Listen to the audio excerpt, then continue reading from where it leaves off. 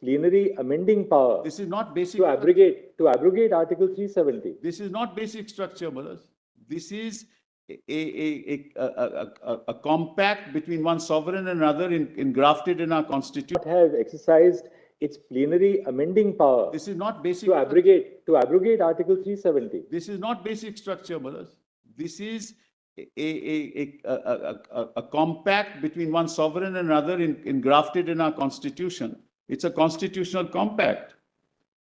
Residuary power is always with the state. That's the problem.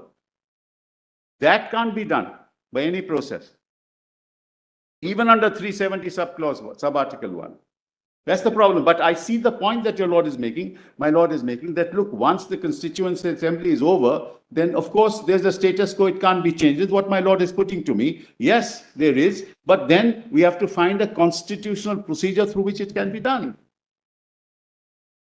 Not amount to equating it with the principle of basic structure itself, that it can never be done. Like you cannot, and that also through a judicial pronouncement, No, the but philosophy of basic structure. All right, let's not talk of 2023, Madhaj. In 1950, what was the position? This was the position.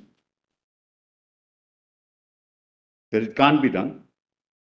No, but prior to the basic structure doctrine itself, it could be done. Parliament. How can we say that Parliament could not have exercised its plenary amending power? This is not basic. To abrogate Article 370. This is not basic structure, brothers.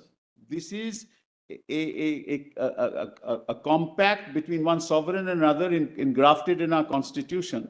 It's a constitutional compact. Unlike other states where Junagadh, Malaj, he didn't agree. You know, as a political act, you took over Junagadh. He ran away. The Maharaja ran away, Malaj. That Mr. Sibal, there I think we are treading on thin ice, because the moment we say that this was just a recognition, this was a recognition of a compact between one sovereign state and another which forms a part of our constitution, then such a sovereign compact is capable of being overridden. That's all right, Malaj. So then we could... By the sovereign of the succeeding state. That debate is a separate debate which doesn't arise in this case because there's a procedure that they have followed. That debate doesn't arise here, Malaj. We're not talking of that at the moment. That's not an issue.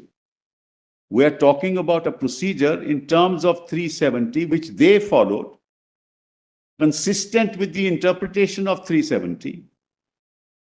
Having taken that position that we need the consent of the Constituent Assembly. Is this the Constituent Assembly according to you? Yes, that's right. That's the procedure. That we've appreciated that. Yes, of course we have appreciated that. We are limited only on that. That the process, in other words, your contention is that the process which the government of India followed assumes that the proviso to clause 3 applies, that this change has to be brought in through a Constituent Assembly. Correct. But this was evidently not the Constituent Assembly, because A, it was a legislative assembly that you have invoked, and 2, even that legislative assembly was dissolved and ultimately Parliament was exercising that power under 356. Now the larger question, supposing your lordships were to say this is not the right procedure, then the question will arise, can they do it through any other procedure? Then what my lord is putting to me may arise. But we're not on that issue. We're not giving solutions to the other side that you can do it under 370. I don't know where that comes from. So there's a limited constitutional issue before you, which is the process, the power and the process. The power is in 370 sub-article 3. The process is what they followed. Can they do it under 370 sub-article 3? And is this process right? That's the limited issue that your lordships have to decide. If there are other processes available under the Constitution, if they follow them, maybe whether that may be valid, may not be valid, but I can't answer that question in a vacuum.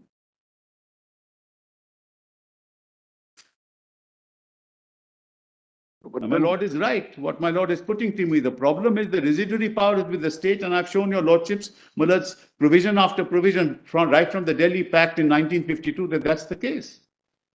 But then what happens to Article 363A? 350? 363A. Because that also earlier the recognition was on the basis of the pact between the various princely states and different. Mullah, those pacts were there, recognition granted to rulers, but Mullah, either they completely assimilated themselves into the union and be part of a state, or they were taken over. Either Separated Hyderabad or on the Junagadh. basis of certain agreements between the states and the principal Correct, states. but those and the- agreements were different from this agreement. Manoj, your lordship is right. If it were that kind of agreement, then your lordships would apply those standards and those principles and those judicial dictums which your lordships applied. We're not on that. Here your argument is that the unless the views of the entire populace of the Jammu and Kashmir are taken into consideration, the abrogation of 370 can't be Yes, such and a that one. can be done, but But that's a then political act. the negotiations were not between the elected body, the negotiations were Because- between the princely state and the union. Correct, and that was accepted.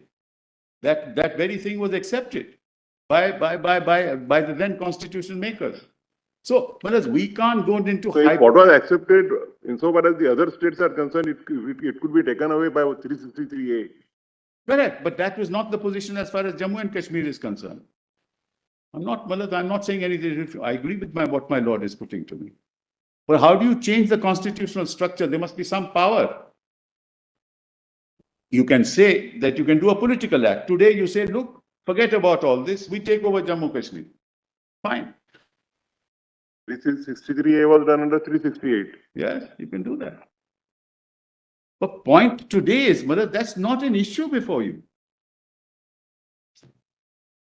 You're not going to answer an issue which is not, with respect, the greatest respect, which is not before you. You're not going to find a power for them which doesn't exist and which is not followed.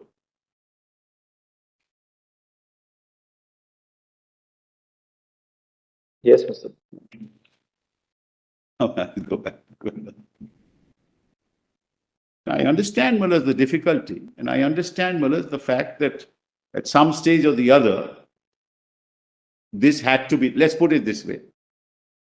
This had to be done. Let's put it this way. Somebody said this has to be done.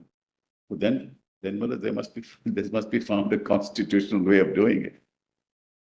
I'm not saying there are. It has to be done, I would say, but whether it could be done or not.